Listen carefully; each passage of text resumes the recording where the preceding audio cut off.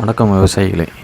இப்பொழுது நம்ம பார்க்கறது என்ன அப்படின்னு பார்த்திங்க அப்படின்னா, வெங்காயத்தில் வரக்கூடிய நுனிப்பழுப்பு. அந்த நுனிப்பழுப்பு வந்து பார்த்திங்க அப்படின்னா இப்போ வந்து அதிகமான பிரச்சனையை ஏற்படுத்திகிட்டு இருக்குது. வெயிலோட தாக்கம் தான் அதுக்கு மெயினான ஒரு காரணம். இன்னொரு காரணம் அப்படின்னு என்னென்னு பார்த்திங்க அப்படின்னா, இது அடியில் வந்து பார்த்திங்க அப்படின்னா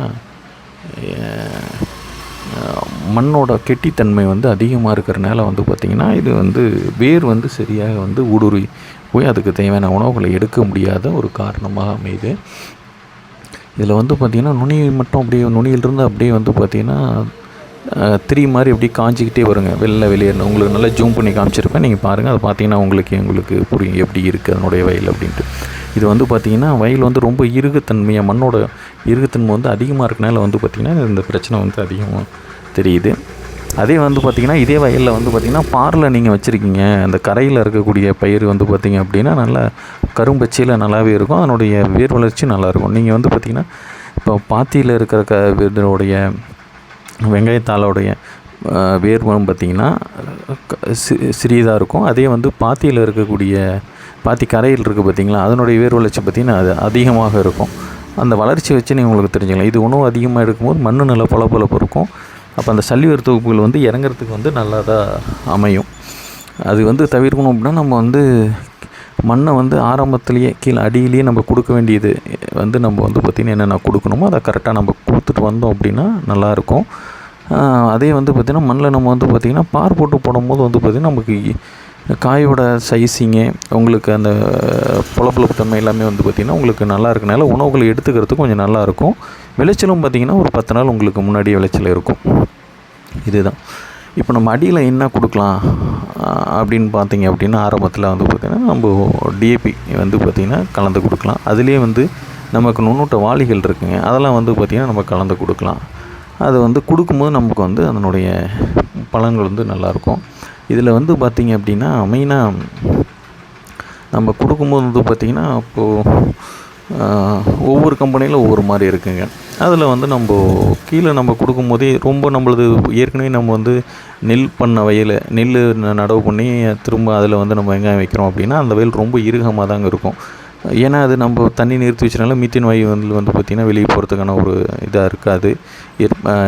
அதனால் ரொம்ப மண் வந்து சூடுத்தன்மை இருக்கும். அது எந்த விதமான விதைகள் நீங்கள் வச்சாலும் சரி, அல்லது என்ன வெங்காய நடவுகள் பண்ணாலும் சரி, அது மண் வந்து இறுகத்தன்மையாக தான் இருக்கும். அப்போ நம்ம அதுக்கு என்ன பண்ணலாம் அப்படின்னு பார்த்திங்க அப்படின்னா, நம்ம அடியிலேயே வந்து சிப்ஸும் அதனுடைய கூட கலந்து நம்ம வந்து நுண்ணூட்டங்கள் வாளி இதெல்லாம் வந்து நம்ம கீழே கொஞ்சம் கலந்து டிஏபியோட கலந்து நம்ம கீழே கொடுக்கலாம். சிப்ஸை வந்து குழிக்கு ஒரு 2 முட்டை இது மாதிரி நம்ம கலந்து கொடுக்கலாங்க.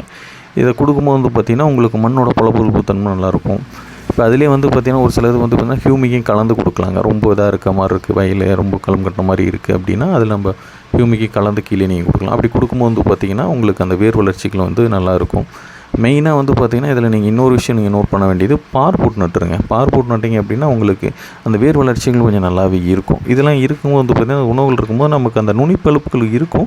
பட் இருந்தாலும் நம்ம இந்தளவுக்கு அதிகமாக இருக்காது. நமக்கு அந்த தாழ் வளர்ச்சி ஓரளவுக்கு நல்லாயிருக்கும். அப்படிங்கும்போது அந்த நோய் எதிர்ப்பு கொஞ்சம் நமக்கு சமாளிக்கிறதுக்கான ஒரு வாய்ப்புகளாக நமக்கு அமையும். அப்படிங்கும்போது நம்ம வந்து அதை நம்ம கொஞ்சம் கருத்தில் கொண்டு நம்ம பார்த்துக்கணும். இதுலேயே வந்து பார்த்திங்கன்னா ஒரு சில கம்பெனியோட பிராண்ட்ஸ் இருக்குது. நான் வேணால் உங்களுக்கு அது ரிசல்ட் வைஸ் எப்படி இருக்குது அப்படிங்கிறத உங்களுக்கு நான் சொல்கிறேன். இதுலேயே வந்து ஜியோ லைஃப்பில் வந்து அல்ட்ராமேக்ஸ்னு சொல்லிட்டு ஒன்று இருக்குங்க. அது வந்து பார்த்திங்க அப்படின்னா உங்களுக்கு அடியில் கொடுக்கும்போது வந்து பார்த்திங்கன்னா அதனுடைய ஆரம்ப நிலை க்ரோத் நல்லாயிருக்கும். அது கூட நீங்கள் ஹியூமிக்கை கலந்துட்டு டிஏபியும் கலந்து சிப்ஸும் இதெல்லாம் கலந்து நீங்கள் அடியிலே கொடுத்துட்டீங்க, சாயில் அப்ளிகண்ட்டாக கீழே கொடுத்துட்டீங்க அப்படின்னா அது உங்களுக்கு ஆரம்ப நிலை இதில் வந்து நல்லாவே இருக்குங்க.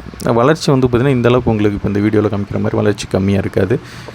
இதில் நீங்கள் அடி ஓரத்தில் நீங்கள் கொடுத்துட்டீங்க அப்படின்னா அதனுடைய வளர்ச்சிகள் வந்து அபரிவிதமாக இருக்கும். அதுக்கப்புறம் நம்ம நுனிப்பழுப்பு இது மாதிரி வரும்போதே நம்ம என்ன பண்ணோம், ஆரம்பத்துலேயே நம்ம வந்து மருந்துகளை வந்து நம்ம மேலேயே நம்ம ஸ்ப்ரே கொடுக்க ஆரம்பிச்சிடணுங்க. லேசாக தெரியும் போதே அதை அதிகமாக விடக்கூடாது. லேசாக இருக்கும்போதே நம்ம கொடுக்க ஆரம்பிச்சிட்டோம் அப்படின்னா நமக்கு இந்த அளவுக்கு வந்து பிரச்சனைகள் வராது. இது வந்து பார்த்திங்க அப்படின்னா நமக்கு இவ்வளோ தூரம் நம்ம பழுப்பிடும்போது பார்த்திங்கன்னா காய்கள் வந்து காய் உட்காரத்துக்கு, அதாவது அது காய் வடிவமைப்புகள் வரத்துக்கு வந்து பார்த்திங்கன்னா டியூரேஷன் ஆகும். அதே வந்து ஈல்டு குறையுங்க. அதனால் நம்ம வந்து பார்த்திங்க அப்படின்னா இந்தளவுக்கு நம்ம வந்து இது பண்ணிடக்கூடாது. நம்ம கரெக்டாக அந்த டைமிங்குள்ளே நம்ம வந்து எல்லாமே நம்ம செஞ்சிடணுங்க. இப்படி நம்ம பண்ணும்போது வந்து பார்த்திங்கன்னா நம்ம இந்த பொருளாதார இழப்புகளை தவிர்க்கலாம். ஆரம்பத்திலே வந்து பார்த்திங்கன்னா நம்ம உழவுகளும் வந்து பார்த்திங்கன்னா நல்ல மண் வந்து நல்லா பொலபொலப்பு தன்மை வர அளவுக்கு நம்ம வந்து உழுதுறணும். உழுதுட்டு அடி உரத்துலேயும் நம்ம இதெல்லாம் அடி உரம் போடும்போது இதை நம்ம சொன்னது எல்லாத்தையும் நீங்கள் கலந்து கொடுத்துட்டு வரணுங்க. இப்போ நீங்கள் கொடுத்துட்டு வரும்போது வந்து பார்த்திங்கன்னா அந்த வளர்ச்சிகள் வந்து பார்த்திங்கன்னா ஆரம்ப நிலை வளர்ச்சி வந்து ஒரு வெங்காயத்துக்கு வந்து பார்த்திங்கன்னா ஒரு 25 நாள் 30 நாள் அதுக்குரிய வளர்ச்சி இருந்தது அப்படின்னா, அதுக்கப்புறம் வரக்கூடியது வந்து பார்த்திங்கன்னா காய் வந்து பார்த்திங்கன்னா உங்களுக்கு காய் வைக்கும்போது உங்களுக்கு அதனுடைய சைஸிங்கு கலரு இதெல்லாம் வந்து பார்த்திங்கன்னா உங்களுக்கு அதுக்கேற்ற மாதிரி நம்ம மேலே ஸ்ப்ரே கொடுக்கும்போது உங்களுக்கு அந்த ரிசல்ட் வந்து நல்லாயிருக்குங்க. காய் பார்க்கும்போது நமக்கு வந்து அந்த வியாபாரிகள் வந்து வாங்கும்போது நமக்கு பழிக்கிற மாதிரி இருக்காதுங்க. கலரு சைஸிங் எல்லாமே நல்லாயிருக்கு, அந்த கெட்டித்தன்மை எல்லாமே நல்லா இருக்கும்போது நம்ம அவங்க உடனே எடுத்துக்கிறதுக்குரிய ஒரு வாய்ப்புகள் இருக்கும். அதனால் நம்ம வந்து மெயினாக எப்பயும் நம்ம அதை கருத்தில் கொண்டு வரணுங்க. ஆரம்பத்திலே நம்ம வந்து எப்படி நம்ம வந்து பயிர் பண்ணும் போதே நம்ம அடியிலே என்னென்ன அதை கொடுக்கணும் அப்படிங்கிறத நம்ம பார்த்து இது பண்ணிட்டு வரணுங்க. நம்ம லேட் பண்ணக்கூடாது, அவ்வளோதாங்க. இப்போது இது மாதிரி நீங்கள் பண்ணிட்டு வரும்போது உங்களுக்கு அந்த பொருளாதாரங்கள் இழப்புகள் இல்லாமல் நம்ம வந்து சரி செய்யலாம், அவ்வளோதான். இதில் வந்து நம்ம ஸ்ப்ரேயிங் வந்து பண்ணுறது வந்து பார்த்திங்கன்னா நம்ம ஆரம்பத்துலேருந்து என்னென்ன பண்ணணும் அப்படிங்கிறதும் நான் அதை பற்றி ஒரு முழு வீடியோ நான் பின்னாடி நான் உங்களுக்கு போடுறேன். அதை பார்த்துட்டு நீங்கள் அதுக்கு அடுத்தது அதை நம்ம எப்படி நம்ம வந்து எந்தெந்த டைமிங்கில் எப்படி நம்ம ஸ்ப்ரே கொடுக்கலாம், கீழே நம்ம ஸ்ப்ரே கொடுக்கும்போது இப்போ நம்ம ஸ்ப்ரே கொடுக்கும்போது நம்ம அடுத்தடுத்து என்னென்ன நம்ம கீழே நுண்ணூட்டங்கள் என்ன கொடுக்கலாம், அந்த மாதிரி நான் உங்களுக்கு அந்த டைம் பேசிக்கில் நான் உங்களுக்கு அடுத்தடுத்த வீடியோக்கள் கொடுக்குறேன்.